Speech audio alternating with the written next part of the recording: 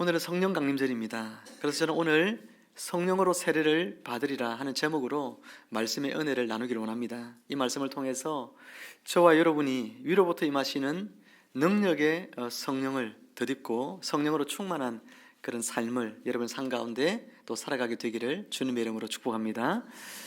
이스라엘 성지 답사를 가면서 본 가장 놀라운 장면 중에 하나는 이스라엘 땅 최남단에 보면 네게브라는 사막 지역이 있습니다. 그런데 그곳에 엄청난 규모의 올리브 농장이 그곳에 있다는 것이죠. 사막인데 올리브 농장이 있습니다. 독일의 이스라엘의 그 독립일이 1948년인데 그 독립일인 1948년도부터 1968년도까지 20년 동안 이스라엘의 총리를 지내었던 벤구리온이라는 총리가 있습니다. 이스라엘 가면 벤구리온 공항이 있죠. 이 벤구리온 총리가 이 사막을 옥토로 만드는 프로젝트를 실행을 합니다. 그래서 이 사막 땅 밑에다가 뭘 까냐면은 수도관들을 물을 이렇게 할 수 있는 관수관을 깔고 스프링클러를 이렇게 작동을 시켜서 그 사막을 옥토로 만들어 낸 것이죠. 죽음의 땅 사막을 보면서 그곳이 생명이 넘실거리는 그런 땅이 되어지는 것을 보았습니다. 무엇이 그렇게 가능하게 했을까요? 바로 물이죠. 생명의 물이었습니다. 에스겔 47장에 보면 에스겔은 한 환상을 봅니다. 성전 동쪽 앞문에 문지방에서부터 흘러나오는 물이 흘러갑니다. 그 물이 처음에는 발목을 채우고 그리고 무릎을 차고 그리고 허리까지 차고 그리고 나중에는 내 온몸을 덮을 만큼 물이 가득 찹니다. 그 물이 큰 강물이 되어져 흘러갑니다. 물이 흘러가 닿는 곳마다 놀라운 일이 일어나죠. 모든 생물들이 살아나기 시작합니다. 심지어 죽음의 바다인 사해로 흘러 들어갔는데 여러분 이 사해, 이 죽음의 바다 그 짠물마저도 다 변합니다. 단물이 되고 생명력이 회복되어져서 물고기가 뛰어노는 그런 곳이 되었다. 그렇게 성경은 이야기합니다. 여러분 이 물은 뭘까요? 이 물은 바로 성령 하나님을 바로 말하고 있는 것이죠. 성령 하나님께 깊이 잠겨야 함을 말하는 것입니다. 오늘 저와 여러분들이 성령 하나님께 깊이 잠기면 죽음의 그 땅이, 죽음의 그 강이 살아난 것처럼 우리의 삶이 살아나고 우리의 가정이 살아나고 여러분의 사회생활이 회복되어지고 은혜로 넘실거리는 축복의 삶을 살게 되어질 줄로 믿습니다. 사랑하는 성도 여러분, 오늘 이 성령을 우리가 다시 한번 덧입기를 바랍니다. 위로부터 임하시는 능력의 성령이 우리에게 임하시도록, 그래서 우리의 삶이 여호와의 물된 동산 같은 기쁨이 넘치는 그런 인생이 되고 우리의 가정이 에덴 동산과 같은 그런 축복의 동산이 되어지고 여러분이 그 물을 받아서 여러분만 행복한 것이 아니라 그 물이 여러분을 통하여 흘러감으로 말미암아 이웃에게로 흘러들어가 고통 속에 신음하고 있는 그들이 그 고통에서부터 이 성령의 물로 말미암아 변화되어 새 삶을 살게 되고 또한 죽어가는 영혼들이 새 삶을 살게 되는 그런 놀라운 일들이 풍성하게 여러분을 통하여서 나타나게 되기를 또한 주님의 이름으로 축원합니다. 오늘 본문 5절 말씀에 보면 예수님께서 제자들에게 말씀하십니다. 요한은 물로 세례를 베풀었으나 너희는 몇 날이 못되어 성령으로 세례를 받으리라. 예수님께서 성령으로 세례를 받으리라 말씀하셨습니다. 여러분 세례라고 하는 이 단어는 신앙생활을 이제 갓 시작한 사람이 그의 죄악을 씻는 표시로서 여러분 베푸는 그런 것이 세례이죠. 그의 죄가 씻어졌다.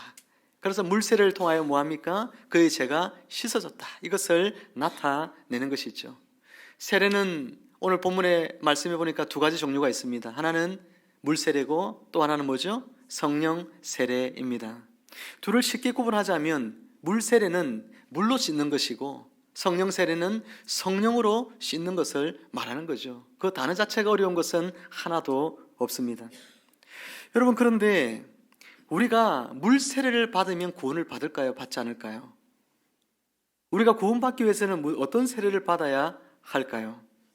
교회 나오면 6개월이 지나면 여러분 세례 학습을 받고 또 학습받은 6개월이 지나면 세례 교육을 받아서 세례를 받잖아요. 그리고 세례식을 합니다.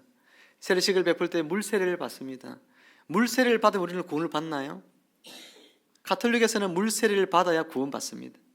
그래서 그들에게 세례는 가장 중요한 의식이죠. 천국에 들어가기 위해서는 반드시 세례를 받아야 됩니다.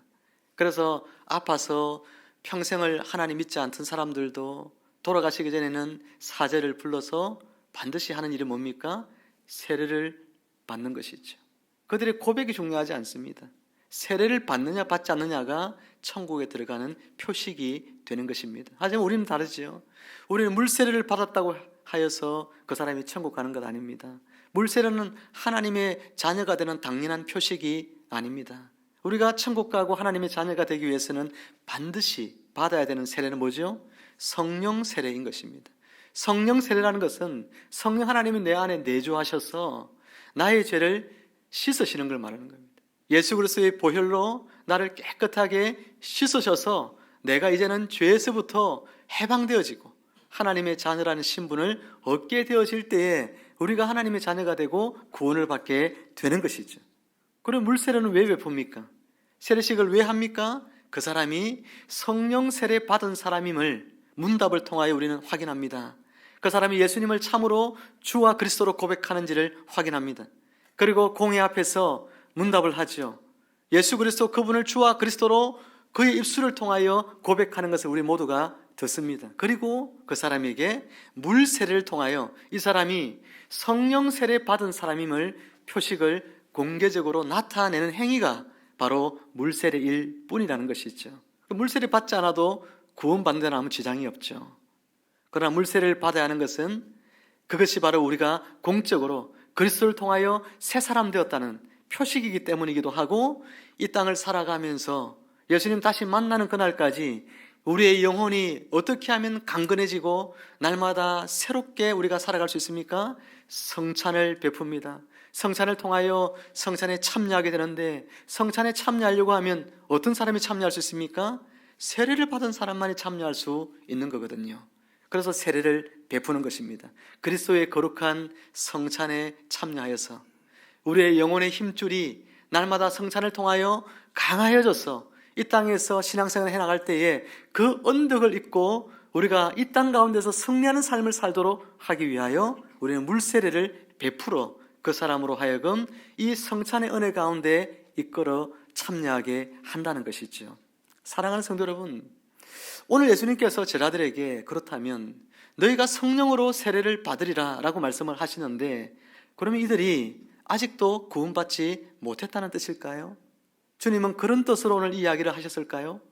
그러면 제자들은 아직도 구원도 받지 못했는데 이들이 지금 예수님을 따라다니고 있는 것일까요? 전혀 그렇지 않죠. 오늘 주님께서 이 제자들에게 너희가 성령 세례를 받으리라 라고 이 말씀을 하신 것은, 성령 세례가 꼭 우리에게 어떤 구원에 있어서 그 시초에 내가 성령으로 씻는다 라는 그 뜻만을 가진 것이 아니라, 이 성령 세례는 보다 더 풍성한 의미도 가지고 있다는 것을 우리가 이해해야 이 본문을 이해할 수가 있는 것입니다. 여러분, 성령 세례는 두 가지 의미가 있어요. 하나는 방금 말씀드린 것처럼 씻는다, 우리 깨끗하게 죄를 씻는다는 의미가 있습니다. 그런데 또 다른 의미가 있습니다. 그 뭐냐 하면 물에 깊이 잠긴다, 이런 뜻이 있습니다. 한번 따라해 볼까요? 깊이 잠긴다. 조금 전에 제가 말씀드린 에스겔이 본 환상처럼 그 깊은 물에 내가 뭐합니까? 잠기는, 그것을 바로 성령 세례라, 이렇게 표현을 할 수도 있다라고 하는 것이죠. 성령 세례, 물에 푹 잠기는 이것은 사람이 물에 푹 잠기듯이 성령으로 충만하게 지배를 받는다는 의미입니다. 이것을 성령 세례로 이해할 수 있습니다. 성령께서 그 사람을 온전히 지배하시고 다스리는 것, 그것을 성령 세례로 우리는 이해할 수 있다는 것이지요. 로즈 존스 목사님은 성령 안에서의 능력과 부흥이라는 그의 책에서 이와 같이 성령 세례에 대한 이야기를 하였습니다. 성령 세례가 회심 시에 발생할 수 있을지라도, 분명히 말씀하고 있죠. 성령 세례는 언제 발생하는 거예요? 원래 회심할 때에, 예수님 믿을 때에, 그때 우리는 성령 세례 받아 하나님의 자녀 되는 겁니다. 그런데 그 다음 보십시오. 보통보다 나중에 발생하며 그 사람을 영적인 경험에 더 높은 단계로 끌어올려 준다, 이렇게 이야기했죠. 우리의 신앙생활을 보다 더 높은 영적인 수준으로 이끌어 준다라고 할 때에도 성령 세례라는 단어를 쓸 수 있다는 것이죠. 그때 쓰는 단어는 우리가 물에 깊이 잠긴다, 그런 의미에서 성령 세례인 것입니다. 그래서 영국의 청교도들 아시죠? 영국의 이 청교도들이 기도할 때에 그들이 예수 믿었어요. 성령 세례 이미 받은 사람이죠. 구원 받은 사람입니다. 그런데도 불구하고 기도할 때 이렇게 기도합니다. 오 주님, 우리에게 성령으로 세례를 베풀어 주십시오. 이렇게 기도했어요. 그러면 그들이 우리에게 다시 죄를 씻어주시고 하나님의 자녀 되게 해달라는 기도가 아니죠. 우리에게 성령으로 세례를 부어주십시오, 세례를 베풀어 주십시오 라고 할 때에는 어떤 의미일까요? 우리에게 성령으로 충만하게 하여 주십시오, 이 의미인 거예요. 성령으로 나를 충만하게 하여 주십시오라고 그들은 기도했습니다. 그러니 오늘 본문에서 예수님께서 성령으로 세례를 받으리라 라고 하신 말씀은 단순히 우리가 성령으로 죄 씻음을 받아 구원받는다는 그런 의미로만이 아니라 성령 충만과 같은 의미로서 성령 세례를 받으리라, 그렇게 이해할 수가 있다는 것이죠. 그런데 성령 충만이라고 표현하면 좀 뭔가 의미가 약해요. 성령 충만 그러면 성령으로 내가 가득 차 있다, 이런 의미죠. 그런데 성령 세례란 것은 그 가득 차 있는 성령이 아니라 성령이 깊은 물과 같은데 그 속에 내가 들어가서 완전히 푹 잠기는 그런 상태를 성령 세례라 그렇게 표현한단 말이에요. 그러니까 성령 충만한 성령이 내 안에 그냥 물처럼 가득히 차 있는 상태, 그것보다 성령 세례는 수영장같이 가득 차 있는 그 성령에게 내가 들어가서 깊이 잠겨지는 상태니까 성령 충만보다 조금 더 시각적으로 강렬한 그런 의미를 전달하고 있다는 것을 알게 되는 것이죠. 사랑하는 성도 여러분, 오늘 여러분들이 이 성령의 깊은 물속에 여러분 들어가서 그 성령에게 깊이 잠김으로 말미암아 에스겔에게 보여주던 환상처럼 그 성령의 물이 닿는 곳마다 모든 것들이 되살아나고 회복되고 치유되어지던 것처럼 여러분의 삶과 여러분의 가정이 이와 같은 성령의 충만한 세례를 받음으로 말미암아 되살아나고 회복되고 치유되는 역사가 풍성하게 나타나기를 주님의 이름으로 축원합니다. 여러분, 그렇다면 우리가 이 성령 세례, 곧 바꿔 말하면 성령의 충만한 임재를 덧입기 위해서는 우리가 무엇을 해야 할까요? 왜 우리는 여러분 성령의 충만한 임재를 경험해야만 할까요? 어떤 사람들은 나는 예수 믿어서 그냥 천국만 가면 돼요, 예수 믿어서 그냥 주일날 왔다 갔다 예배만 드리고 그냥 그렇게 신앙생활 하면 됩니다. 여러분, 그거 아니에요.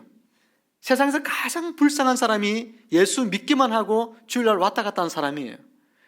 차라리 그것보다는 예수 믿지 않다가 십자가에 매달려 한 강도처럼 죽을 때 예수 믿는 게 가장 복되죠. 어떤 사람들은 그렇게 이야기합니다. 예수님 안 믿고 살다가 내 하고 싶은 대로 다 하고 살다가 죽을 때 예수 믿으면 가장 복되지 않겠습니까? 그렇게 이야기합니다. 착각이에요. 어떤 사람이, 여러분 자녀들 생각해 봅시다. 자녀들에게 에버랜드에 여러분 데리고 갔어요. 데리고 갔는데 놀이동산 이 티켓을, 모든 걸 다 탈 수 있는 티켓을 손목에 채워주지 않습니까? 그걸 사서 채워주고 나서 아이에게 뭐라고 이야기를 같았냐면은 에버랜드 폐장 시간에 맞추어서 들어가서 1분만 들어가서 땅 밟고 나오자. 애가 어떻게 하겠어요? 울고 난리 나겠죠. 그걸 왜 왔냐고, 이게 도대체. 그 기쁨과 그 은혜를 알지 못하는 사람들은요, 이 똑같은 거예요. 내가 죽을 때 예수 믿고 죽지. 여러분, 예수 믿는다는 것은 에버랜드에 내가 입장권을 얻은 것 같은 거, 이미. 천국의 삶을 죽어서 누리는 것이 아니라 천국의 삶을 예수 믿는 바로 그 시점에서 에버랜드 같은 그 축복된 동산에서 아이가 뛰놀듯이 그런 삶을 우리가 날마다 살아가는 것이거든요. 근데 어떻게 예배만 드리고 평일은 내 마음대로 살고 교회 왔다 갔다 하면 신앙생활 한다면 얼마나 불쌍한 사람이에요.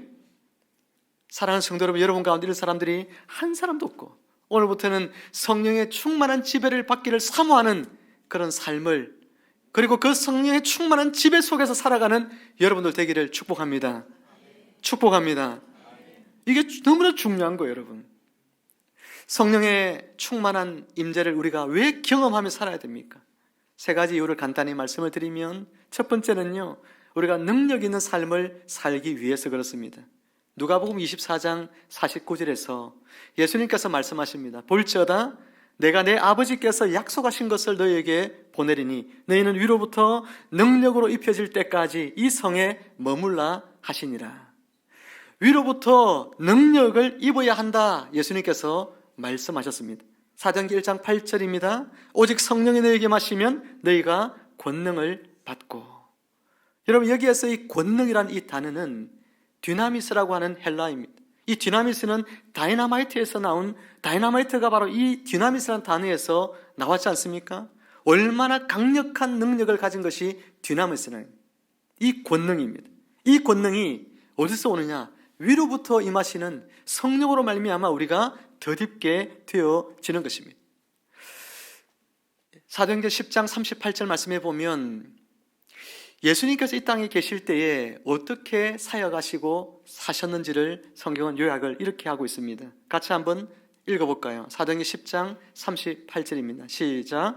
하나님이 나사렛 예수에게 성령과 능력을 기름 붓듯 하셨으며 그가 두루 다니며 선한 일을 행하시고 마귀에게 눌린 모든 사람을 고치셨으니 이는 하나님이 함께 하셨습니다. 아멘.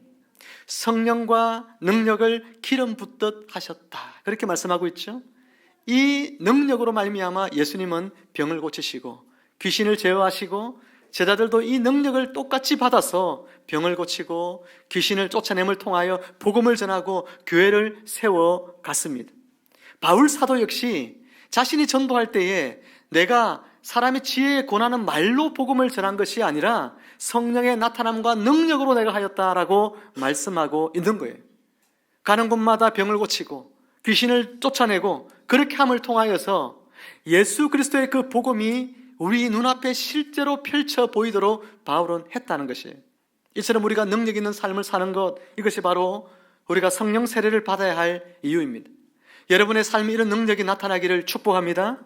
그래서 자신을 죽이려고 핍박하고 감옥에 가두어둔 사람들 앞에서 베드로가 조금도 주눅들지 않고 담대하게 그들 앞에서 예수 그리스도를 주와 그리스도로 고백한 것처럼 여러분의 삶에도 이 능력 받아서 세상의 핍박과 세상의 미움과 세상의 여러분 질타 속에서도 여러분이 내가 예수 믿는다는 이 기쁨, 내가 하나님의 자녀라는 이 은혜, 이것을 사람들 앞에 드러내기를 주저하지 마시고 그들 앞에서 능력 가운데 예수 그리스도를 주가 되시고 그리스도가 되신다고 여러분이 선포하시며 하나님의 나라를 여러분의 삶의 주변으로 확장시켜 나가는 여러분의 삶이 되기를 주님의 이름으로 축복합니다. 우리가 성령의 충만함을 덧입어야 하는 두 번째 이유는 뭘까요? 그것은 바로 지혜로운 삶을 살기 위해서입니다. 사도행전 6장 3절에 보면 형제들아 너희 가운데서 성령과 지혜가 충만하여 칭찬받는 사람 7을 택하라. 우리가 이 일을 그들에게 맡기고 라고 말씀합니다. 예루살렘 교회에 갈등이 생겼습니다. 성도들 간에 다툼이 생겼습니다. 그런데 여러분, 이 갈등과 다툼을 어떻게 해결할 수 있을까요? 사람이 그냥 해결하려고 이 일을 중재하려고 하면 할수록 일이 더 꼬일 때가 있습니다. 해결할 수가 없어요. 그래서 교회가 결정한 것이 뭡니까? 성령과 지혜가 충만한 사람을 택하여서 그들에게 이 일을 맡기는 것입니다. 그랬더니 예루살렘 교회가 평안해졌다는 것이죠. 사랑하는 여러분, 성령을 두고 이야기할 때에 고린도전서 12장에서는 그분을 지혜의 영이라 그렇게 이야기합니다. 성령은 지혜와 지식의 영이에요. 이 지혜는 여러분이 책을 통해 배울 수 있는 지혜가 아닙니다. 경험을 통해 얻을 수 있는 지혜는 더더욱 아닙니다. 사람들은 인생을 살면서 자신이 경험 속에서 얻은 지혜를 최고로 여깁니다. 그래서 각 분야에 성공한 사람들의 그 삶의 지혜, 성공의 지혜를 배우려고 사람들은 그들을 찾아갑니다. 하지만 참된 지혜는 거기에 있지 않습니다. 성령 하나님 그분에게 있어요. 성령 하나님으로 충만해지면 성령이 나에게 지혜를 주시는 거예요. 그 성령의 지혜가 있어야 갈등이 해결됩니다. 성령의 지혜가 있어야 문제가 해결됩니다. 성령의 지혜가 있으면 단절됐던 관계가 회복되어지게 되는 것입니다. 이 성령의 지혜, 이것을 우리가 경험하려면 바로 성령의 충만한 임재 속으로 들어가야 하는 것입니다. 그분 안에 깊이 잠길 때 우리는 성령으로부터 오는 한없는 지혜와 지식을 우리가 공급받아 우리의 삶이 지혜로운 인생을 살아갈 수 있고, 그 지혜를 가지고 여러분이 살아가면 가정이 평안해지고 여러분의 사회생활이 축복 가운데 여러분 경영되어지게 될 수 있게 되는 것입니다. 이런 지혜를 여러분 얻으시기를 주님의 이름으로 축복합니다. 우리가 성령의 충만을 덧입어야 하는 세 번째 이유는 뭘까요? 그것은 행복한 삶을 살기 위해서입니다. 사람들은 행복한 가정생활을 살기 위해서 돈을 벌죠. 돈이 없으면 불행하다고 생각합니다. 그래서 돈이 없어서 우리가 불행해졌다고 생각하기 때문에 많은 사람들이 그냥 스스로 목숨을 끊어버리는 그런 가정들도 정말 갈수록 많아져 가는 것 같아서 너무나 안타깝습니다. 그들에게 우리가 복음을 전해야 될 책임이 여기에 있습니다. 여러분, 어떤 사람들은 자식이 공부를 잘하는 자녀를 두면 우리가 행복하다 생각합니다. 남편이 회사에서 잘 되어지는 그런 가정이 있으면 행복하다고 생각합니다. 사업이 잘 풀리면 우리 행복하다고 생각합니다. 여러분, 과연 여러분의 가정생활의 행복은 그 외적인 데 있을까요? 전혀 그렇지 않습니다. 여러분, 어떤 사람은 돈이 없는데 행복한 사람이 있어요. 어떤 사람들은 병들었는데 행복한 사람이 있어요. 어떤 사람은 사업이 오늘 실패했는데 행복한 사람이 있습니다. 우리 교회 공동체 안에도 그런 분 있지 않습니까? 그렇죠? 사업이 실패했을 때 행복한 분이 있어요. 아무것도 가진 게 없고 내쫓겼는데 행복한 사람이 있어요. 그 속에서도 항상 웃으며 항상 기쁨 가운데 신앙생활하는 사람이 있잖아요. 우리 속에도 그 증거가 여럿 있지 않습니까? 병들었는데도 기쁨으로 노래하고 찬양하는 사람이 있잖아요. 감사하는 사람이 있잖아요. 왜입니까? 왜 사람들은 외적인 조건이 이렇게 갖추어지지 않았는데도 행복할 수 있을까요? 물론 어떤 사람들은요, 좀 나에게 좀 돈이 좀 있고 외적으로 행복할 수 있는 조건들이 좀 풍성하게 갖추어지면 좋겠다, 이런 생각하는 사람 있죠. 그런 것들이 갖추어지면 물론 부분적으로 우리가 행복할 수 있습니다. 하지만 그것이 우리의 행복의 이유가 되지 못한다는 것을 깨달아야 합니다. 성경은요, 행복한 가정생활을 하려면, 행복한 사회생활을 또한 하려면, 행복한 신앙생활을 하려면 이런 외적인 조건들이 충족되어져야 한다라고 단 한 구절도 말씀하고 있지 않습니다. 그게 없어도 행복하게 신앙생활 할 수 있고, 행복하게 가정생활 할 수 있고, 행복하게 사회생활 할 수 있다는 거예요. 에베소서 5장 18절은 우리에게 그 답을 주고 있습니다. 에베소서 5장 18절 함께 읽습니다. 시작. 술 취하지 말라. 이는 방탕한 것이니 오직 성령으로 충만함을 받으라. 아멘. 바울은 에베소 교인들에게 편지를 보내면서 그들에게 행복한 가정생활, 행복한 신앙생활, 행복한 사회생활에 대한 지침을 하나님의 계시를 받아 전달했습니다. 어떻게 하면 행복할 수 있느냐? 바로 성령으로 충만하면 된다는 것이죠. 성령의 지배를 받으면 된다는 것입니다. 술에 취해서 다니는 사람 보면 행복하지요. 술에 취해 다니면 아무렇게나마 해도 행복하잖아요. 그 사람은 술에 지금 이렇게 중독되어 있기 때문에 뭔 짓을 해도 그 사람은 행복합니다. 남이 뭐라 하든 행복해요. 그 사람은. 자기보다 더 높은 사람이 아무도 없죠. 아무거나 야 이러면서 막 사태질하고 달라들잖아요. 겁나는 게 없어요. 술에 취하면 담대해집니다. 무서운 게 없고 행복해지고 세상 모든 걸 다 가진 것 같고, 그러니 자꾸 술 먹잖아요. 그죠? 바울은 뭐라고 합니까? 술 취한 것처럼 성령의 지배를 받는 사람은 두려움이 없고, 성령의 지배를 받는 사람은 모든 것이 다 행복해 보이고 아름다워 보이고 감사해 보이고 이렇게 되어진다고 말씀합니다. 성령의 충만함을 받아라 그러면서 바로 바울은 이렇게 이야기하고 있죠.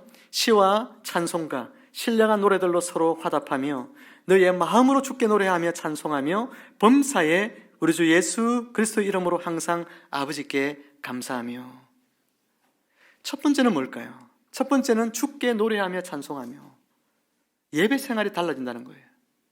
성령으로 충만하면 너희의 예배 생활이 달라진다고 이야기합니다. 그 다음에 뭐예요? 범사에 아버지께 항상 감사하며 삶에 대한 태도가 달라진다고 이야기합니다. 가진 게 없어서 불평하고 원망하고 자신의 삶과 처지를 비관하고 그런 인생이었던 사람들이 성령의 지배를 받으니까 범사에 항상 아버지께 감사하는 삶이 되어지는 것입니다.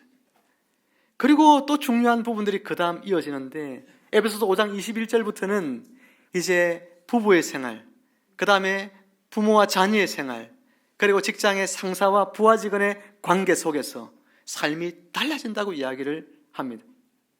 사랑하는 성도 여러분, 여러분의 예배 생활은 어떻습니까? 여러분의 예배 생활에 이런 시와 찬송과 이런 기쁨과 이런 신령한 노래들로 주님을 찬양하며 예배합니까? 여러분 예배하는 게 기쁩니까? 주일날 예배 드리기 위해서 여러분 토요일날 되면 마음이 설렙니까? 어떻습니까? 범사 여러분 감사하며 살고 있습니까? 여러분의 가정생활은 행복합니까? 부부의 삶이, 부모와 자녀의 관계가 정말 행복합니까? 여러분의 사회생활은 어떠합니까? 행복합니까? 직장에 가는 것이 즐겁습니까? 이 모든 삶이 참으로 달라지고 싶지 않습니까? 여러분에게 그런 소망이 없습니까? 예배생활이 정말 달라져서 예배당에 나올 때에 내 안에 성령이 임재하셔서 예배를 드릴 때 기쁨이 충만하여 예배를 드리는 내내 내가 천상에 있는지 이 땅에 있는지 알지 못하는 그런 마음으로 예배를 드리고자 하는 간절한 소망이 없습니까? 여러분 삶에 내가 적든지 많든지 내가 건강하든지 병약하든지 언제나 감사함으로 채울 수 있는 그런 인생을 여러분 살고 싶지 않습니까? 여러분의 가정이 천국이 되는 에덴 동산과 같은 그런 복된 은혜가 넘치는 그런 가정 여러분 세우기를 원치 않습니까? 여러분의 부부의 관계가, 여러분 부모와 자녀의 관계가 천국 같은 관계가 되기를 원치 않습니까? 직장에 갔을 때 여러분의 상사를 대할 때 오늘도 그 상사를 보면 정말 화딱질이 나고 짜증이 나고 얼굴 보기 싫고 말 안 듣는 부하직원 보면 정말 신경질 나서 어디 가서 좀 때려 패고 싶고 여러분 그런 직원들 있잖아요 가끔. 여러분 그런 직원 있죠.